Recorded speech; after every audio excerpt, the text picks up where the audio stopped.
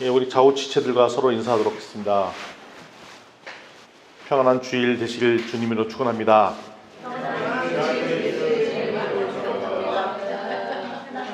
네.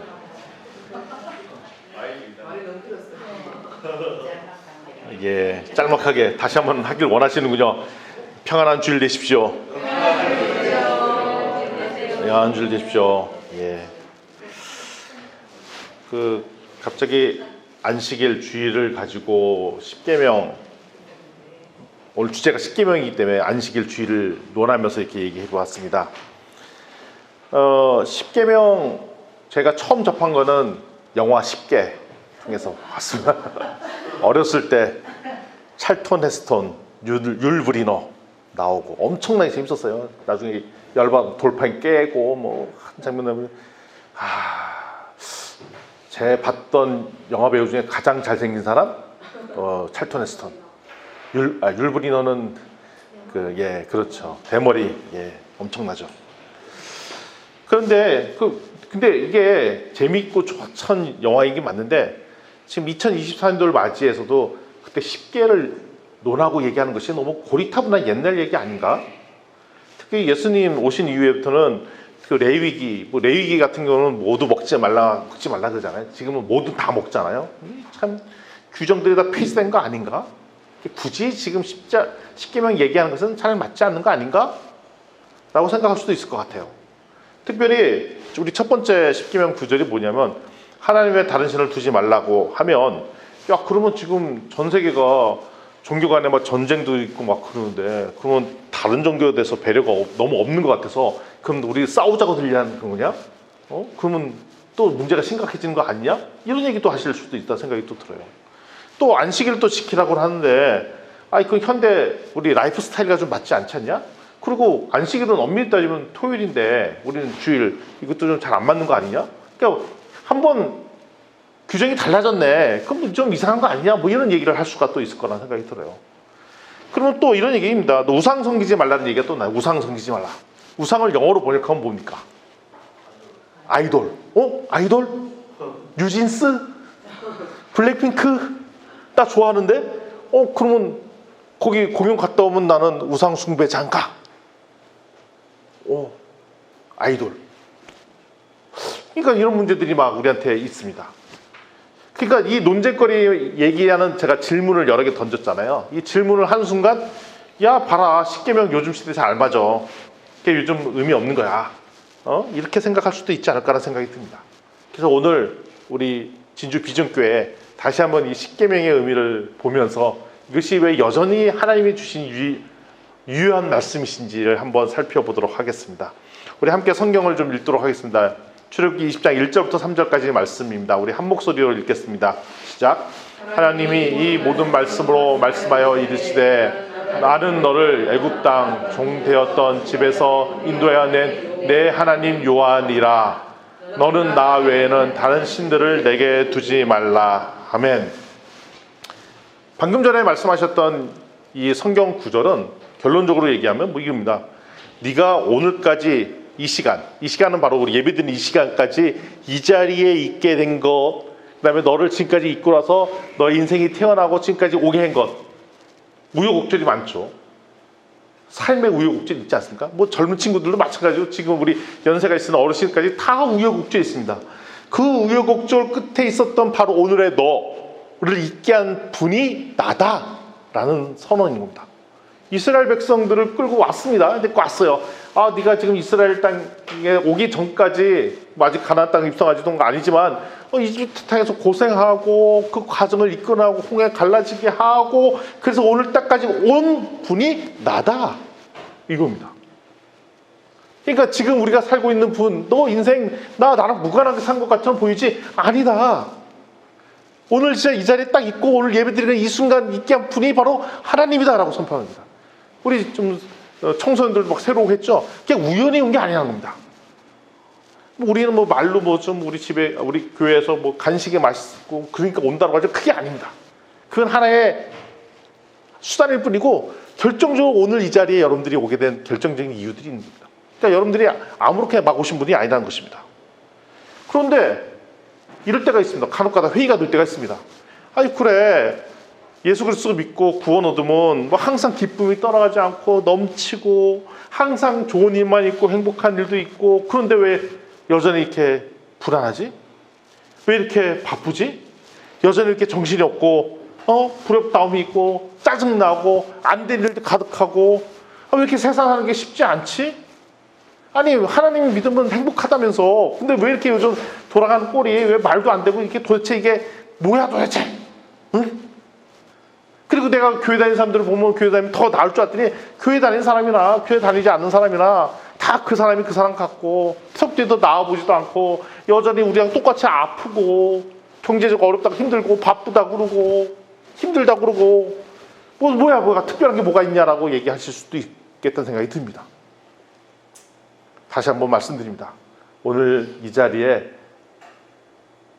이 순간 예배를 자리에 오게 하신 분이 계십니다. 그분이 우리 하나님이십니다. 우연히 온 게 아닙니다. 힘들게 끌고 오신 거예요. 그러면 네가 그러면 진정한 행복한 삶 어떻게 살면 되겠냐? 하나님께서 해법을 오늘 주신다는 겁니다. 그 해법이 뭐냐? 십계명을 지켜라는 겁니다. 갑자기 십계명? 아닙니다. 십계명을 지키라고 오늘 말씀을 딱 주신 겁니다. 십계명을 지킨다는 거가 뭐냐면 과거와 이제 끊겠다, 새로운 길로 가겠다는 선언입니다. 우리가 새로운 미래를 살기 위한 첫 출발이 십계명입니다. 그러니까 십계명은 우리가 계명이라고 하니까 뭘 지키라고 하잖아요. 그거 야 너 요번에 뭐 성적 잘 받으면 요 10가지 지켜. 너 성공하면 요것만 지켜. 너 서약해. 그러면 되게 부담스럽잖아요. 뭐 약속하라고 하니까. 우리 애들이 그러잖아. 우리가 뭐 게임도 사고 싶어. 게임 좋아. 나 사주는 거 동의해. 그 대신 네가 요 조목조목 5가지 지켜. 아침에 6시에 일어나서 첫 번째 하는 게 아버지 어머니께 문화 인사 드리고 뭐 이런 거 적고, 10시 이후에 오는 날 없어야 되고. 저희 집도 안 그래요. 저희 집 오해하죠. 그리고 조목조목 이거 지키면 상국가야? 라는 느낌이 있어요. 계명을 준다, 약속을 지켜라 라면 되게 부담스럽죠 사실. 그게 아니라 하나님께서 오늘 주신 약속을 주는 이름은 네가 진정한 축복과 행복을 받으려면 이 약속을 지켜라 라고 얘기를 하고 있는 것입니다. 그래서 주신 첫 계명이 뭐였냐? 너는 나 외에는 다른 신을 내게 두지 마라 이겁니다. 이게 뭐야? 관계 얘기라고 했어요. 근데 이 말이 되게 어려워요. 자, 다시 한번 읽어봅시다. 너는 나 외에는 다른 신들을 내게 두지 말라 이렇게 돼 있어요. 이 첫 계명이 되게 중요합니다. 왜 첫 계명이 중요하냐면 이 첫 계명의 부연 설명이 어떻게 보면 2계명부터 나머지 10계명을 그건 어떻게 하라는 얘기인지 다 설명해요. 그러니까 이럴 수가 있어요. 우리 간혹가다 옛날에 그랬는데 10계명 다 지키기 어렵나요? 그랬더니 저는 이 중에 잘 지켜지는 건 있고 잘 안 지켜지는 건 있어요 라고 얘기한 때가 있죠. 그런 거 옛날에 좀 우리 퀴즈에도 했던 것 같고 주일학교 때도 그런 거 있어요. 10계명 리스트 보여주는데 이 중에 잘 되는 거, 잘 안 되는 거. 뭐 예를 들면 중간에 뭐 살인하지 말라 뭐 이런 거 있잖아요. 그치. 그거는 우리 뭐 진짜 특별한 분 아니면 없는 얘기잖아요. 근데 그거는 전 쉬워요. 근데 저거는 안 돼요. 근데 신약에 가면은 마음으로도 이렇게 품은 사람은 벌써 살인한 거랑 똑같아 뭐 이런 거잖아요. 저는 간음은 안 하는데요. 그거 간음하지 말라 뭐 그거 있거든요. 근데 또 신약 가보면 마음으로 품은 것만 해도 뭐 간음 이미 한 거라고 얘기하잖아요. 그래서 어떻게 보면 1계명, 10계명 중에 쉬운 게 아무것도 없다. 그리고 다 이어져 있다. 하나 잘 지키고 있으면 나머지 다 잘 지키는 것은 자동으로 이어지는 거고, 하나만 안 되고 나머지 잘 되는 건 그게 있다 없다? 없다입니다. 결국 그래서 나머지 2계명부터 10계명은 첫 번째 계명의 부연 설명이다 라고 보셔도 된다는 것입니다. 자, 그러면 하나님께서 이렇게 하세요. 너와 나 사이에 다른 신 두지 말라? 아무것도 두지 말라고 합니다. 관계를 이야기하고 있어요. 우리 사이에 누구만 있을 때 아무도 없어야 되는 겁니다. 누구와 누구 사이에? 나와 하나님 사이에. 나와 하나님 사이에. 다른 신을 둘 수 있습니다. 다른 신. 그 다른 신은 다른 종교일 수도 있습니다. 그래서 제가 자주 갔던 민족 인도 같은 경우에는 보통 기본적으로 신이 몇 개 되잖아요. 그래서 저희가 맨 처음에 갔을 때 예수 그리스도 소개해주면 엄청나게 고마워합니다. 선물 받았네? 내가 믿었던 신 3개인데 이번 주에 4번째 신 받았네? 하고 되게 좋아합니다. 선물로 생각해요. 기본적으로 온갖 웬 잡신들을 다 섬깁니다. 누가? 다신론에 붙여 있는 사람들이 그렇습니다. 그런데 그럼 나는 아무런 신이 없어요. 난 무신론자예요. 하는 사람도 사실은 자기가 섬기는 게 있습니다. 자기의 머릿속에 우리 이렇게 뇌구조 이렇게 그러죠. 뇌구조. 이렇게 애들 장난으로. 뇌구조에 머릿속에 가득 차 있는 거. 그러니까 내가 평상시에 엄청나게 의지하는 거. 그게 바로 본인이 믿는 신입니다. 그럼 우리 예수 그리스도를 믿는 사람들은 우리들은 어떻게 하냐? 저는 하나님만 믿습니다. 다른 종교 안 믿어요. 다른 신 없고 유일하게 믿습니다. 라고 하면서 사이에 확인해 보고 싶은 게 너무 많아. 이런 거 있잖아요. 우리 요즘 그 카페 같은 데 보면 두 연인이 데이트합니다. 근데 데이트하면은 오로지 나만 봐고 이렇게 봐야 되잖아요. 이렇게. 지금 다들 연애 감정들이 다 어디 가셨는지 이 얘기만 들어도 얼굴이 흐뭇하고 이렇게 되는데 그러지 않으시는군요. 예, 나만 보면 부담스러워. 나만 보면 이렇게 부담스러워. 예, 나만 봐 이렇게 되는데 산만해요 기본적으로. 그러니까 기본적으로 나만 보는 사이에 뭐 해야 돼? 카톡을 해야 되고 심지어는 옆에 앉아 있는데 얘기도 카톡 야 그만 가자. 해야 되고. 저희 집은 우리 집 엄청 넓잖아요. 넓기 때문에 우리 집 애들한테 연락할 때도 전화를 합니다. 야 일로 와봐. 이렇게 전화도 하고 막 그러네. 근데 연인 사이에도 이렇게 두 사람의 순수하게 2시간 데이트를 한다면 2시간 몰입해서 이 연인만 생각하고 이 남자친구만 생각하기가 되게 부담스러워요 사실은. 기본적으로 우리가 산만합니다. 심지어 우리가 예배드리는 이 시간에도 이 예배 시간에 오로지 주님만 생각하고 하나님께 올려드리고 하나님만 생각하는데 온갖 잡생각들이 많이 들어옵니다. 예배 드리다가도 벌써 집에 두고 온 그 밤양갱이 생각이 나고 먹고 온 뭐가 생각이 나고 좀 이따 가야 될 것들이 생각나고 끝나고 연락할 사람이 생각이 나고 하다가 조금 있다가 누구 만날 사람 또 생각나고 하다가 찬양은 부르고 있어요. 입은 뻥긋뻥긋 하고 있어요. 하고 있는데 그러면서 주님을 불러요. 그러니까 이러죠. 주여 주님 불러놓고 주님이 왜 그때 딴 생각하고 있어요. 딴 얘기하고 있어. 우리 자체가 온전히 주님을 몰입하기가 되게 쉽지 않습니다. 주님 불러놓고 확인해야 돼. 인스타를 확인해 봐야 돼요. 카톡 온 걸 확인해 봐야 돼요. 나 외의 관계. 근데 그게 그럴 수 있죠. 우리가 대인관계를 만들 수 있습니다. 근데 그 우선순위가 하나님보다 더 높아져 있으면 이거는 하나님과 나 사이에 누군가 있다는 것입니다. 그건 종교일 수도 있고 내가 관심을 두는 것도 있을 수 있고 그렇다고 내가 다른 사람들 모든 관계를 끊으라는 얘기가 아닙니다. 그게 아니라 그 우선순위가 나 위에 있냐는 겁니다.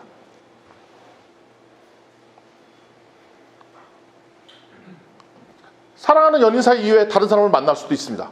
대인관계가 만날 수 있습니다. 그런데 사랑하는 연인들이 확인하는 거죠. 나만 사랑하느냐는 거죠. 근데 어떤 사람은 그럽니다. 나는 진짜 사랑이 커. 내 사랑이 너무 커서 내 사랑을 너만 주기에는 안 되겠는데? 뭐 이러면 안 된다는 겁니다. 내 사랑이 너무 커서 너도 줘야 되고 너도 줘야 되고 얘도 줘야 되고 그래서 미안하지만 너만 주기엔 너무 내 사랑이 너무 커. 나는 너를 사랑해. 이건 말이 안 되지 않습니까?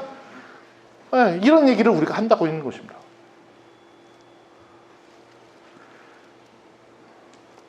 그래서 하나님께서 자연스럽게 너와 나 사이에는 아무 다른 신이 없다라고 얘기하면서 바로 이어지는 말씀이 뭐냐면 우상 섬기지 말라는 얘기예요. 우상. 그래서 다른 신을 섬기지 말라라는 거는 바로 우상. 왜냐하면 다른 신의 바로 대체물이 바로 우상이기 때문에 그렇습니다. 우리 성경 구절 우리 함께 읽어보도록 하겠습니다. 20장 4절부터 6절까지의 말씀입니다. 우리 화면에 있고요. 다시 한번 한 목소리를 읽겠습니다. 시작. 너를 위하여 새긴 우상을 만들지 말고 또 위로 하늘에 있는 것이나 땅에 있는 것이나 땅 아래 물속에 있는 것에 어떤 형상도 만들지 말며 그것들에게 절하지 말며 그것들을 섬기지 말라. 나 내 하나님 여호와는 질투하는 하나님인즉 나를 미워하는 자의 죄를 갚되 아버지로부터 아들에게로 3대까지 이르게 하거니와 나를 사랑하고 내 계명을 지키는 자에게는 1000대까지 은혜를 베푸느니라. 아멘. 하나님께서 우상을 만들지 말랍니다. 우상, 영어라면 아이돌. 예. 블랙핑크, 뉴진스, 르세라핌, 이걸 우리 예, 아이돌이라고 부르죠. 아이돌이 언제 문제가 되냐? 하나님보다 더 중요해진 문제가 된다는 겁니다.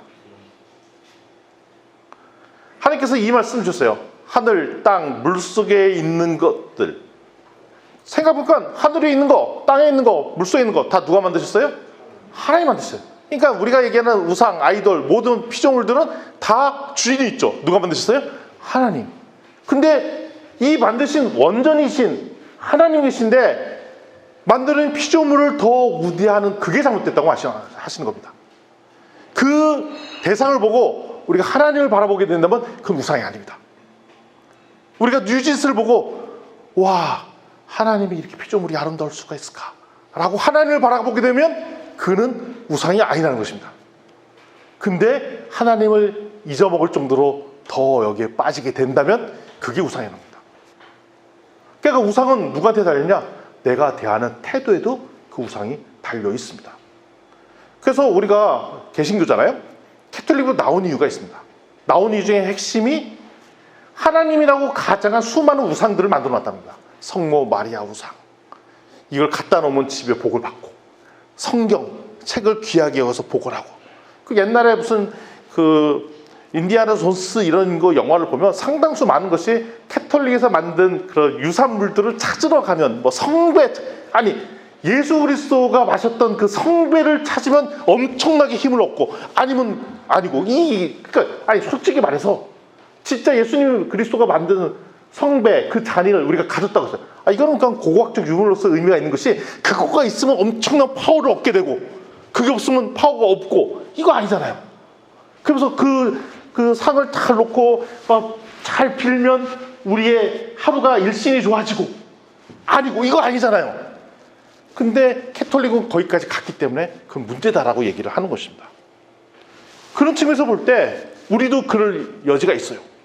우리도 교회도 우리 교회를 너무너무 좋아해서 우리 교회에만 구원이 있는 것처럼 느낄 수가 있고, 우리 교회 목사님이 너무 말씀이 탁월하고 좋고 인자하시고 그래갖고 목사님을 봤는데 목사님만 보이는 게 아니라 하나님을 바라봐야 되는데 목사님을 보면 목사님만 잘 섬기고 싶어져. 그래서 우리 목사님께서 일부러 권위를 낮추시려고 그냥 우리가 친숙한 모습을 보이는 게 이런 겁니다. 나를 바라보지 말고 내 뒤에 있는 하나님을 봐. 이게 놀라운 의도가 있는 거예요. 의도가. 몰라요. 하나님이 보이시죠? 하면. 왜냐면 너무 이게 뛰어나고 막 그러면 어떻게 되냐면 하나님을 바라보지 못하고 사람에 의지할까 봐. 그러니까 여전히 그런 우상 숭배의 여지가 있다. 그러니까 우리 개신교에도 우상 숭배의 여지가 있어요. 왜 있냐면 나 우리 교회만 구원이 있고 우리 목사님만 탁월하고 우리 단체, 우리 성도단체만 탁월하고 딴 데는 다 아니고 이렇게 선언하는 순간 그 권위가 높아서 하나님을 바라보지 못하게 되면 그한테 문제가 된다는 것입니다. 이거는 우상이죠. 우리는 몰랐지만 그는 우상이 되는 것입니다. 그리고 신앙은 없지만 내가 살기 위해서 세상 권력을 추구한다든지 건강에 목숨을 건다든지 지식, 돈, 또 전문가를 너무 추종한다든지, 난 특별히 이 전문가가 얘기하는 말씀을 꼭 들어야 돼. 하루에 12번이고 그 사람의 유튜브를 찾아서 듣는다든지, 물론 그 전문가의 지식들 이런 것이 나의 인생에 도움이 될 수 있습니다. 나의 전문 지식을 높이고 내가 역량이 강화되는 데 도움이 될 수 있습니다. 그런데 이 사람의 말이 하나님보다 더 높아져 있다면, 그리고 내가 수많은 결정을 내리는데 그 결정에 하나님보다 이분의 결정을 더 따른다면 이건 우상이라는 것이죠. 그러면 목사님 말 믿지 말라는 말입니까? 아니죠. 목사님을 존경하지 말라는 거? 아니죠. 목사님을 통로 삼아 결국 하나님을 바라보라 이겁니다. 우리 교회를 통로 삼아 결국 예수 그리스도를 바라보라는 얘기입니다. 그래서 우리가 이 얘기를 하는 겁니다. 그래서 이거는 우상이 아니라는 거죠. 그래서 만들지 말라라고 바로 말씀하세요. 만들지 말라. 근데 만들지 말라는 단어 하면서 메이크라는 단어 써. 메이크는 만들자죠. 만들자. 뭐 히스토리 메이커. 그리고 창업가들은 혁신 제품을 만들고 이런 메이커들이요. 우리 인류 역사는 수많은 쟁이들이 만들어서 역사적 제품들을 막 만들고 그랬잖아요. 그래서 뭐 최근에 뭐 전기 자동차도 뭐 타고 다녀야 되고 뭐 여러 데 해야 되잖아요. 인공신도 쏘고 막 그렇습니다.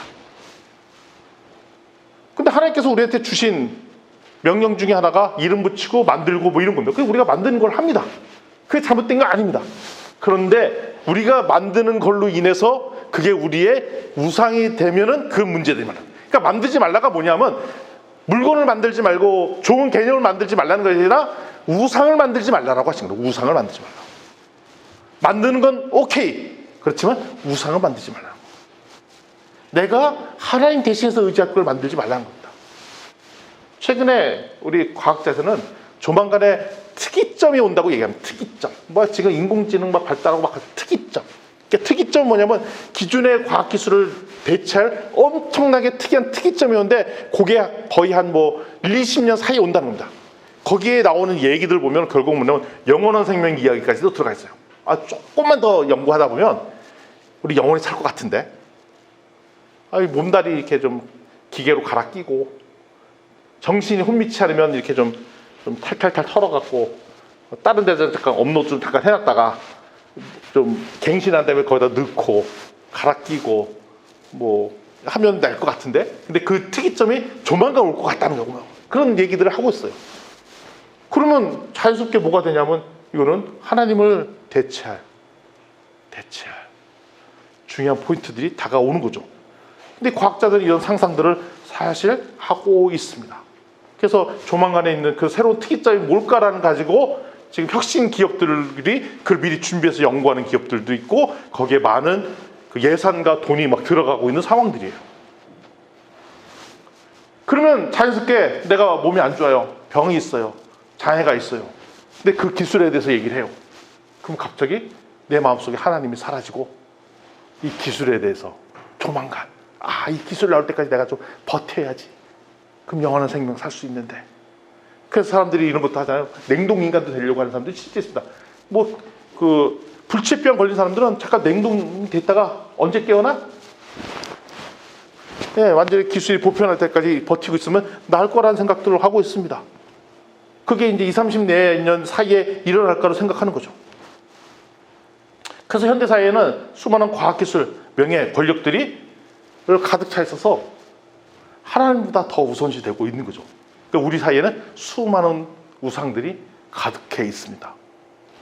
그래서 심지어는 우리가 만나는 관계도 우상이 될 수 있습니다. 오프라인 관계가 되게 힘드니까 이제 인스타나 이런 온라인 미디어 관계들 통해서 많이 만나잖아요.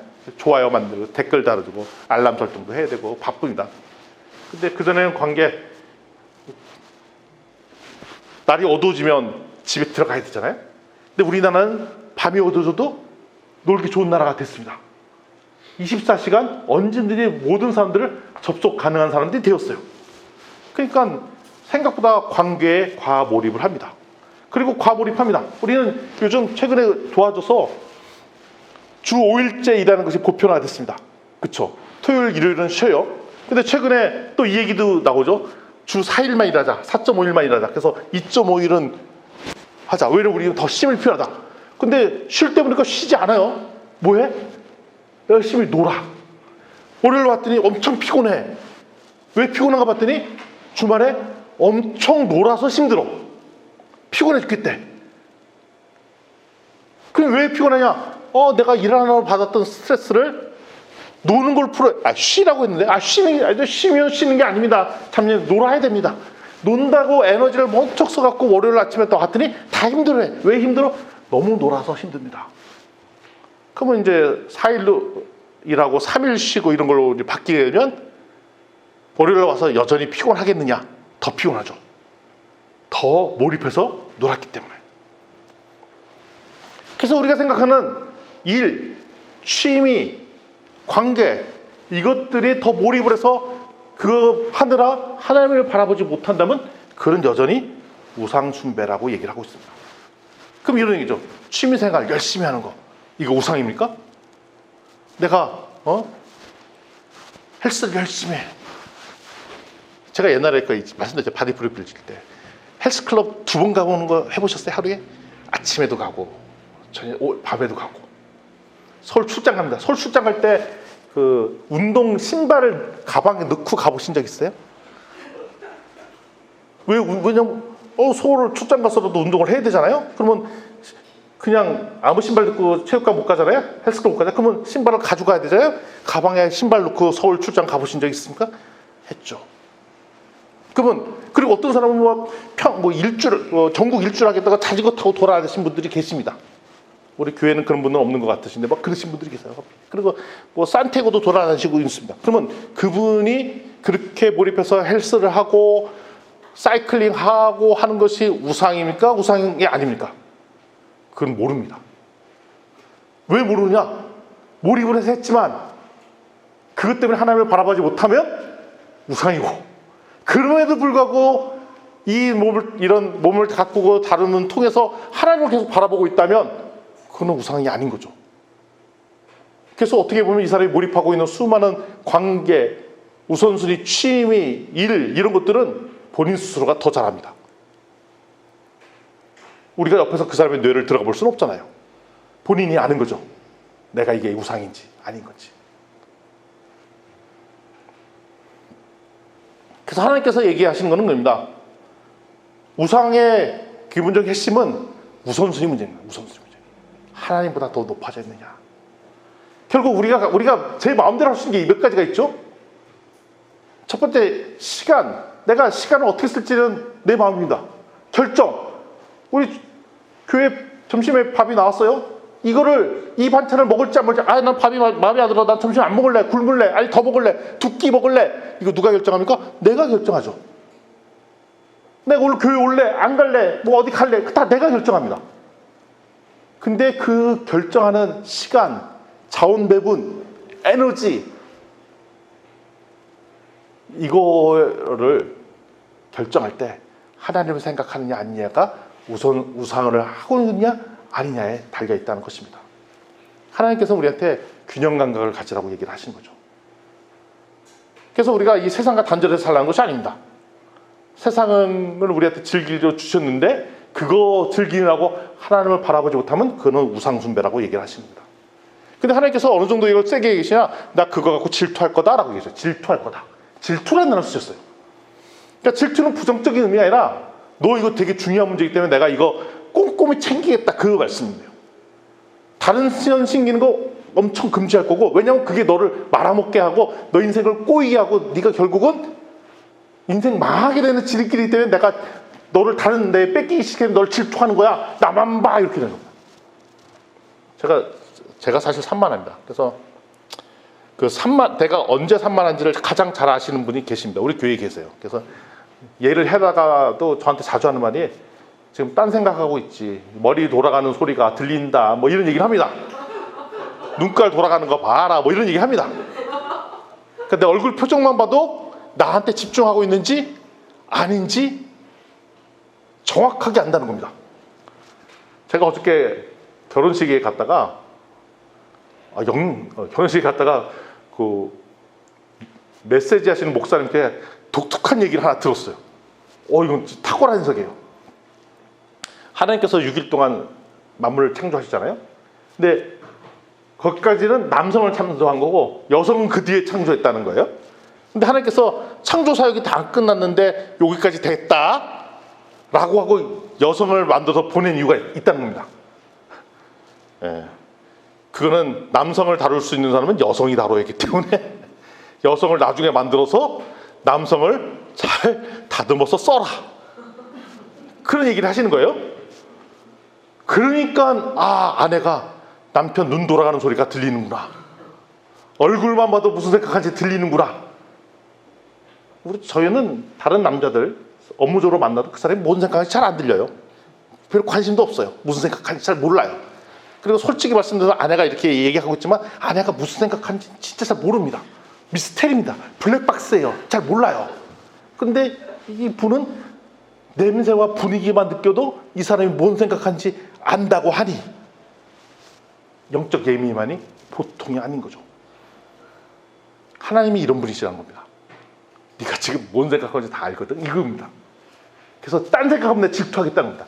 네가 이렇게 주일날 와서 예배드리고 찬양하고 그러지만 네 속에 입은 뻐꾸뻐꾸 찬양하지만 딴 생각하고 그런 거 다 알거든. 너 나만 보고 있지 않잖아 지금. 예배드리면서 너 지금 딴 생각하고 있잖아. 좀 이따 갈 거 생각하잖아. 밥 먹을 생각하고 있잖아. 좀 이따 약속할 거 생각하고 있잖아.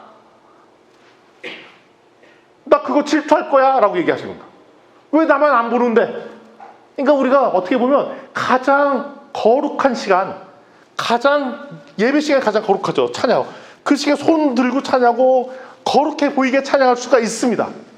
그럼 남들 보면 저 사람 은혜 받았다고 얘기해요. 근데 하나님께서는 안다는 거죠. 포장하고 있구나. 눈동자 돌아가고 있구나. 머리 딴 생각하고 있네. 근데 나 그게 질투할 거야. 그게 위장돼서 보이지 마. 진정 나 만나고 있고 나만 생각하는 거 맞아? 라고 요구하시는 겁니다. 그래서 하나님께서 우리한테 질투하시겠다고 해요. 그런데 질투해서 우리를 옥죄고 종살이처럼 살려는 게 아니라 이렇게 하는 이유가 있다는 것입니다. 그 5절 6절에 나왔던 얘기예요. 네가 이거 잘 지키면 나만 봐. 이거 잘 되면은 1000대가 축복이 있을 거야 라고 얘기하고, 만약에 그렇게 안 하면 저주가 3대 이르겠다고 얘기하십니다. 네가 그렇게 올바로 잘 섬기고서 하면은 너뿐만 아니라 너 후손 자대 선손 너 잘 될 거야. 그러니까 축복인 거죠. 그러니까 십계명 지키라는 것은 우리 가문이 잘 될 거에 핵심 축복을 우리한테 주신 겁니다. 우리 가문을 살리고 싶으세요? 한 번도 없는데요. 살고 싶으셔야 됩니다. 가문이 살아남고 우리 자녀가 잘 되고 자녀의 자녀들이 살려면 딴 거 아닙니다. 내가 오직 하나님만 바라보는 거. 그때 축복을 주겠다고 얘기하십니다. 그래서 내가 하나님을 바라보지 않으면 어떤 일이냐면 저주가 흘러간다고 되어 있어요. 저주가 몇 대까지? 3대. 근데 계산해 보십시오. 축복은 몇 대? 1000대. 저주는 몇 대? 3대. 그러면 축복이 더 좋은 거예요? 저주가 더 좋은 거예요? 축복이 훨씬 좋은 거죠. 그러니까 하나님께서 십계명 주신 이유는 우리한테 옥죄서 저주 주려고 하시는 게 아니라 안 지키면 막 혼내야지. 그게 아니라 이걸 지키는 것이 너한테 엄청나게 좋은 일이기 때문에 축복 주려고. 근데 1계명 어떻게 지키는지를 잘 모르니까 2계명부터 10계명까지 부연 설명 이렇게 하겠다는 것입니다. 셋째 계명 보겠습니다. 셋째 계명 한 목소리를 읽어보겠습니다. 20장 7절 말씀이에요. 20장 7절 시작. 나는 내 하나님 여호와의 이름을 망령되게 부르지 말라. 여호와는 그의 이름을 망령되게 부르는 자를 죄 없다 하지 아니하리라. 망령되게 부르지 마라. 하나님을 내가 어떻게 부르는지, 호칭을 어떻게 쓰는지가 그 사람의 영적 상태를 정확히 보여줍니다. 망령되다는 게 뭐냐면 부적절하게 사용한다는 뜻입니다. 그러니까 하나님을 부적절하게 사용하는 것은 금기시되어 있습니다. 성경에 보면 특별히 이름을 되게 중요시 여기세요. 그래서 아담이 했던 첫 번째 사역에 보면 동물의 이름을 짓는 거예요. 이름 짓는 거. 그러니까 우리는 이름 짓는 것들에 대해서 중요치 별로 생각을 안 할 수 있는데 되게 중요하게 여겼습니다. 그래서 하나님께서 믿음의 사람이 되면 이름을 바꿔주는 일부터 처음에 했어요. 그러니까 구약성경 내내 보면은 이름을 얘기했어요. 근데 별로 중요하지 않은 사람들 이름이 어떻게 되느냐? 네 집에 이렇게 돼 있어요. 어느 집에 몇째 아들 이런 식으로 돼 있습니다. 그래서 특별히 어떻게 되냐면 하나님의 이름을 우리는 아직 모릅니다. 그러니까 우리가 하나님 여호와 이렇게 부르는 거는 하나님이라고 불렸던 추정되는 이름을 우리가 지시대명사로 부르는 거지 하나님은 하나님의 이름이 아닙니다. 왜냐하면 하나님을 이름을 딱 붙이는 순간 생각의 제약이 딱 펼쳐지거든요. 그래서 그거를 넘는 존재이기 때문에 이름 붙이지 않으셨습니다. 그래서 보면 구약이나 지금까지 이름이 없었던 경우가 있어요. 우리 조선시대에서도 이름 있었던 사람들은 양반집 가서 자손이나 유명한 사람만 이름 썼지 대부분의 사람들은 이름이 없었습니다. 그러니까 이름이 뭐였어요? 우리 조상들 보면 개똥이 간난이. 우리 할머니 이름이 간난이었어요. 간난이. 근데 나중에 호적에 들려니까 간난이를 이름에 못 넣잖아요. 간난이. 그래서 호적에 들 때 간난이라고 안 하고 작은 꽃 같네. 그래갖고 작을 소자에다 꽃 화자 그렇게 됐어요. 근데 할머니인데 작은 꽃이야. 이미지가 안 맞네. 저는 할머니를 봤으니까 왜 뜻이에요? 작은 꽃이야. 할머니인데 이런 뜻인 거죠. 옛날 이름이 뭐지? 왜 이랬어요? 갓난이어서 갓난이. 뉘집에 뭐 이렇게. 우리 집도 뭐냐면 우리 진주 같은 경우에는 또 그 가문 되게 중요시하고 동문 이런 거 되게 중요시합니다. 그래서 누가 동네에서 깽판 치고 사고 치고 뭐 술 먹고 깽판 부리고 그러면 바로 어르신 나와서 첫 번째 하는 질문 있죠. 제 뉘집하고 이겁니다. 제 뉘집인데 저렇게 난리치노 이렇게 봅니다. 그러니까 제가 중요한 게 아니라 제가 어디 가문에 있는데 저 짓거리를 하고 있냐 뭐 이런 겁니다. 그리고 이 사람이 엄청나게 잘 됐죠. 뭐 놀라운 성과를 거뒀어요. 뭐 그 첫 번째 얘기인데도 그것도 마찬가지로 제 뉘집하고 뉘집 가문 출신인데 저렇게 잘 됐노 이렇게 얘기했습니다. 그러니까 이름이 중요한 게 아니라 어떤 가문의 사람이냐라고 했습니다. 그래서 이름을 붙여준 건 특별한 얘기고 지금 다 우리가 이름이 있습니다. 그래서 하나님께서 우리가 생각하는 이상으로 이름을 중요시 여깁니다. 그래서 우리도 하나님을 존중하는 것이 되게 중요하죠. 근데 우리나라 사람 같은 게 우리나라가 전 세계적으로 독특한 구조가 존칭어가 있습니다. 사람마다 존칭을 대상할 때 쓰는 용어랑 아닐 때 쓰는 용어가 다릅니다. 외국 사람들은 그 구분 못하죠. 어르신이 왔습니다. 밥 물어봅니다. 밥 먹었니? 뭐 이렇게 물어봐요. 그럼 우리는 이런 어디서 이런 못 배운 것을 봤나? 뭐 이렇게 얘기하죠. 어르신한테는 진지 드셨습니까? 친구들끼리 말할 때 밥 먹었니? 이렇게 구분하는 것이 정확하게 되어 있습니다. 임금님의 밥상은 얼굴은 용환 뭐 이렇게 다 정해져 있습니다. 그래서 실제 그 마음대로 해야 됐습니다. 그래서 저희 아버님 조남을 부를 때도 이름을 대놓고 부르면 야 저런 버르장머리 없는 사람 이렇게 됐는데 저희 아버지 이름을 어떻게 부르니까 무슨 자 되시는 분입니다. 감히 못 불러서 이렇게 했습니다. 그래서 저는 편하게 부르려고 호를 쓰기도 했습니다. 용어가 다릅니다. 따라서 우리가 하나님의 이름을 존중하는 것은 그분의 성품과 권위를 일단 존경의 표시인데 그걸 하라고 얘기하시는 겁니다. 우리가 하나님의 이름을 가볍게 부르든가 불경스럽게 맥락에 쓰는 것을 기피해야 되죠. 농담 삼아 얘기하는 거. 우리가 일상 대화, 미디어, 공적인 발언에서 하나님을 얘기할 때 거룩하게 쓰도록 해라. 나 그거 챙기겠다고 합니다. 말 쓰는 거가 그 사람의 마음을 드러내고 있습니다. 또 하나님 이름을 이용하는 것도 문제가 될 수 있습니다. 거짓된 맹세. 내가 하나님 이름 걸고 맹세합니다. 나 절대로 그런 적이 없습니다. 라고 얘기하죠. 그거 되게 위험한 발언입니다. 하나님 이름을 망령되이 부린 겁니다. 그래서 우리 하나님 이름 걸고 하는 사업 있지 않습니까? 이름 회사명으로 짓고 있는 진짜 잘해야 됩니다. 하나님 이름을 걸었기 때문에. 근데 하나님 이름에 누가 되는 행동을 한다? 그럼 망령되이 부르는 거랑 똑같다는 것입니다. 그리고 또 이것도 주의해야 된다는 겁니다. 의미 없이 부르는 거. 주여 주여 하는 자마다 천국 가는 게 아니라고 됐죠? 주여 안 하는 게 뭐야? 주님 저 좀 보이소 이거 그죠? 주님 주여 주여 불러놓고 딴짓해. 하나님께서 부르는 왜 불렀는데? 잠깐만요 하던 일이 있으니까요.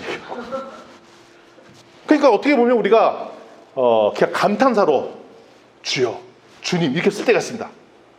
그 불렀으면 그 다음 이게 뭐 주님 이 상황을 도와주세요 이렇게 기도하는 것도 아니고 습관적으로 주여 주여 할 때가 있습니다.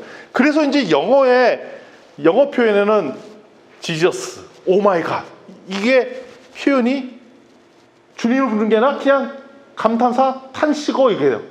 심지어는 부정적인 용어로도 막 써요. 맞죠? 저 글로벌에 계셨다고 지금 예. 그렇게 쓰더라고요. 그래서 우리가 흔히 대화할 때도 주여, 주님이라 쓸 때 그때 신중하게 쓰라는 겁니다. 진짜 주님을 불러야 되는 거고 주님의 그다음부터 생각해야 되는 것이라고 해야 되는데 그것이 그냥 일반 탄식거나 습관적으로 부르는 것은 바람직하지 않은 것이라고 보십니다. 그러니까 우리가 예배 때도 주님에 대한 찬양을 하잖아요. 그 주님을 부른 겁니다. 근데 우리가 친숙한 멜로디이기 때문에 거의 반자동으로 그냥 찬양을 합니다. 근데 찬양을 해놓고 본인은 무슨 찬양인지 몰라. 그러면 그걸 우리 뭐라 부르냐? 망령되이 하나님을 부른 겁니다. 하나님 이름을 주님 불러놓고 내가 주님을 불렀단 말이에요. 방금 찬양했잖아요. 제가 그랬나요? 그렇죠. 반복적으로 부르다 보면 그럴 수가 있습니다. 근데 그거는 하나님께서 싫어하시는 망령되이 부르는 일이라고 하십니다. 또 이것도 문제가 됩니다. 분명히 하나님을 불러야 되는 상황인데도 안 부르는 것도 문제가 됩니다. 어려운 상황이고 분명히 하나님께 동의 구해서 하나님께 다가와야 되는 문제인데 그냥 스스로 해결하고 안 찾고 저거는 나한테 와야 되는데 안 오면 무시하는 거죠. 우리 자녀들이 어려운 난관이 있어요. 저거는 분명히 아무리 인생 자유롭게 사는 거지만 저 상황은 부모님께 찾아와서 의논하고 상담해야 되는데 그냥 결정해버린다면 그거 무시하는 거죠. 그걸 망령되이 부르는 겁니다. 자녀 스스로가 부모님을 찾아야 될 상황인데 부모님을 무시하고 결정을 내려버리는 것, 그건 망령되이 부르는 거죠. 그와 마찬가지로 우리 저기 받아주십시오. 배달 왔습니다. 하나님을 마음대로 부르는 것도 망령되이 부르는 것입니다. 마지막입니다. 안식일을 지키는 문제입니다. 8절부터 11절 말씀을 함께 읽어보겠습니다. 8절부터 11절 말씀입니다. 시작. 안식 기억하여 거룩하게 지키라. 엿새 동안은 힘써 내 모든 일을 행할 것이나 일곱째 날은 내 하나님 여호와의 안식일인지를 너나 내 아들이나 내 딸이나 내 남종이나 내 여종이나 내 가축이나 내 문 안에 머무는 객이라도 아무 일도 하지 말라. 이는 엿새 동안에 나 여호와가 하늘과 땅과 바다와 그 가운데 모든 것을 만들고 일곱째 날에 쉬었음이라. 그러므로 나 여호와가 안식일을 복되게 하여 그날을 거룩하게 하였느니라. 아멘. 조선시대에는 찾아보니까 양반들은 한 달에 5일에서 6일을 쉬었더라고요. 몰랐어요. 이게 찾아봤더니 5일 정도 6일 쉬었어요. 조선시대 나쁘지 않네? 5일 6일 괜찮잖아? 라고 자료를 저 찾아봤어요. 근데 단 노비는 1년에 하루 쉬었어. 상당수 많은 사람들이 노비였죠. 나중에 이제 풀리면서 평균이 많이 돼. 그러니까 양반은 한 5, 6일 쉬었는데 한 달에. 노비는 1년에 한 번밖에 못 쉬었어요. 그럼 이집트 노예였던 이스라엘은 어떤 상황이냐? 거기도 마찬가지로 1년 365일 하루 24시간 주 7일 일을 했다는 거죠. 그러면 밤에 왜 일을 하냐? 일을 시키는 사람이 자기 때문에 일을 안 시켰을 뿐이지 밤에 자다가도 와 그러면 가야 되는 게 노예의 신분입니다. 노예는 단 1초도 내 마음대로 쓸 수 있는 시간이 없는 거죠. 이스라엘 백성이 그 노예에 있었던 거예요. 다행히 우리 시키는 주인장들이 피곤해서 잠이 많으면 나도 일이 좀 더 수월한 거고, 아주 똘똘하면서 엄청나게 부지런한 주인 만나면 내 인생도 피곤했던 것이 당시에 이집트 노예 생활했던 이스라엘 사람이었습니다. 우리는 물론 지금 주 5일째 닷새 일하고 이틀 쉬도록 돼 있어요. 그런데 경쟁이 치열한 곳에 가면은 그렇게 일을 하면 됩니다. 월화수목 금금금. 공식적으로는 주 5일 일이지만 24시간 그것만 생각해도 경쟁에 이길까 말까 합니다. 그럼 지금은 공식적으로는 더 쉬게 돼 있는데 경쟁이 이기려면 쉴 수가 없습니다. 그럼 우리는 뭐냐? 노예가 된 거죠. 노예가 돼서 엄청나게 일을 열심히 하면 큰 부를 줍니다. 큰 기회가 옵니다. 그렇지만 쉴 수가 없습니다. 쉴 수가 없으니까 우리가 쉬는 날이 오면은 일했던 거에 스트레스를 해소하기 위해서 엄청나게 진하게 놀아줘야 됩니다. 그렇죠? 일했던 게 그러니까 놀러 가는 거가 쉬러 가는 게 아니라 일했던 아픔들을 기억지 않으려고 진하게 놀아줍니다. 맞나요? 우리 직장인이신 분들. 제가 그렇게. 그러면서 평상시 일을 열심히 할 때도 생각합니다. 요것만 버티자. 좀만 버티면 또 3일 찐하게 논다. 아싸. 그런데 하나님께서 우리에게 얘기하시는 것은 뭐냐면 네가 6일만 일해도 돼. 그리고 이게 하루 쉬는 것은 네가 진짜 쉬는 거야. 그리고 일 돌아가는 거 네가 하는 거 아니야. 하나님이 하실 거야. 그러니까 날 믿고 쉬어. 안식일은 진짜 쉬는 거였어요. 쉬는 거. 쉬면서 재점검하는 거죠. 내가 했던 일들이 내 스스로 노력을 한 건가? 하나님과 했니까? 그러니까 예배를 드린 거예요. 하나님과의 그동안에 일주일 동안 일들을 반성하면서 다시 한번 내가 포인트가 잘못됐구나, 다시 한번 주님께 가야겠구나, 이런 걸 재점검하는 시간이 예배 드리는 시간이에요. 맞아, 그동안에 했던 거 내가 지금 분노도 있고 짜증도 칵 나고 이것 때문에 머릿속에, 내 머리에 지금 해낼 일이 가득한데 이게 내가 노력해서 되는 문제가 아니구나. 결국 하나님께서 풀어내는 거 보고 내 거는 잘 안 될 것 같은데 결국 이 문제는 내 문제가 아니라 하나님의 문제구나라고 고백하는 게 예배라는 거죠. 그래서 우리가 쉬어야 되는데 쉬지 못하는 것 때문에 충족하는 것이 아니라 오히려 하나님께 돌아가는 날, 그게 안식일입니다. 그래서 안식일은 어떻게 보면 진짜로 영적으로도 쉬고, 영적 쉰다는 게 딴 거죠. 영적 재점검. 육적으로도 쉬고 쉬어야 됩니다. 육적으로. 쉬는 게 맞아요. 주일날 쉬는 게 맞습니다. 왜 피곤해요? 주일도 너무 열심히 놀아서 피곤한 겁니다. 뭔가 다른 걸로 채우고, 하나님 외에 다른 걸로 채워져 있고. 그래서 우리의 주어진 관계, 우선순위 이런 것들을 재점검하고 다시 하나님께 주님께 돌아가는 날, 그게 안식이라는 것이죠. 그러니까 우리 주일을 통해서 어떤 걸 해야 되냐? 다시 한번 우리 가족과의 관계, 우리 공동체의 문제, 이걸 다시 회복하고 주님께 다시 돌아가고 다시 구원에 대해서 생각하고, 내가 그동안 너무 과몰입했네, 이건 좀 정리해야겠네 라는 것을 정리한 시간이 주일인 것입니다. 아멘. 그래서 주일은 진짜 행복한 날이 되는 거죠. 내가 너무 찐하게 살았구나, 내가 이것 때문에 염려하고 있었구나, 안 될 거라고. 하나님 하신다고 내가 미쳤지, 내가 까먹었네. 하나님 하신다고 했는데 내가 왜 이렇게 찡겼었지? 오기 전까지 아주 그냥 마음에 돌돌같이 생겨서 안 풀리고 있었던 문제가 있었는데, 맞아, 이거는 내가 해결하는 문제가 아니라 주님께 나가는 문제였잖아 라고 생각하지 않는 것입니다. 이 자리에. 그러니까 우리한테 주일이 축복인 거죠. 그러니까 주일날 예배 드리는데도 얼굴에 수심이 가득하면 아직 문제가 덜 해결된 거예요. 우리 서로 얼굴을 보겠습니다. 평안한 주일 되시길 원합니다. 얼굴 표정을 보십시오. 진짜 회복이 되셨습니까? 하나님께서 주시는 진정한 평안을 누리길 원하십니다. 모든 근심 걱정은 떠나가고 오직 주님으로 주신 진정한 기쁨을 샘솟는 날, 그날이 어느? 오늘이란 거는. 그러니까 축제의 날인 거죠. 축제의 날이니까 뒤에서 냄새를 풍풍 피우고 있잖아요. 지금 빨리 메시지 끝내고 피자 먹자 이렇게 막 오잖아요. 아멘 할 뻔했죠.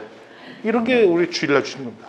그래서 십계명을 정리해 보면 오직 하나님께로 주의 몰입하고 하나님께만 바라볼 때 우리의 진정한 참 기쁨과 진정한 평안과 진정한 행복이 거기 있다는 것입니다. 니들 신경 쓰고는 모든 것은 다 떠나가고 그 몰입하면 결국 네가 저주받아 너 힘들게 사는 거야.